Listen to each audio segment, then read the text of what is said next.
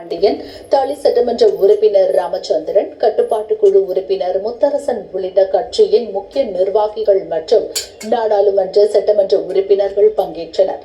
கூட்டத்திற்கு பிறகு செய்தியாளர்களை சந்தித்து பேசிய மாநில செயலாளர் வீரபாண்டியன், தென் அமெரிக்காவில் உள்ள சிறிய நாடான வெனிசுலா மீது அமெரிக்கா அறிவிக்கப்படாத ஒரு போரை தொடுத்துள்ளதற்கு உலகின் மிகப்பெரிய ஜனநாயக நாடான இந்தியா ஏன் கண்டிக்கவில்லை, நாட்டின் பிரதமர் ஏன் வாய் திறக்கவில்லை என கேள்வி எழுப்பினார். தென் அமெரிக்காவின் ஒரு சிறிய நாடான வெனிசுலா மீது அமெரிக்கா அறிவிக்கப்படாத ஒரு போரை தொடுத்து அந்த நாட்டின் அதிபரை, அவரது துணைவியாரை கைது செய்ததை இந்திய கம்யூனிஸ்ட் கட்சி மிக வன்மையாக கண்டிக்கிறது. ஒரு நாட்டின் இறையாண்மையை, ஒரு நாட்டின் சுதந்திரத்தை இப்படி உலகத்தில் அப்பட்டமாக மீறிய நாடு வேறொரும் இல்லை. ஐக்கிய நாடுகள் சபை கண்டித்திருக்கிறது.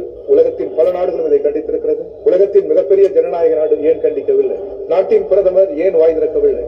உள்துறை அமைச்சர் ஏன் வாய் திறக்கவில்லை? உலகத்திற்கே பஞ்சசீல கொள்கை வகுத்தவர்கள் நாம். ஜவஹர்லால் நேரு அந்த பஞ்சசீல கொள்கையை வகுத்தார். அத்தகைய ஒரு நாடு ஏன் வாய் திறக்கவில்லை? பிரதமரும் அயல் உறவுத்துறை அமைச்சரும் வாய் திறந்து வெனிசுலாவுக்கு ஆதரவு கருத்தை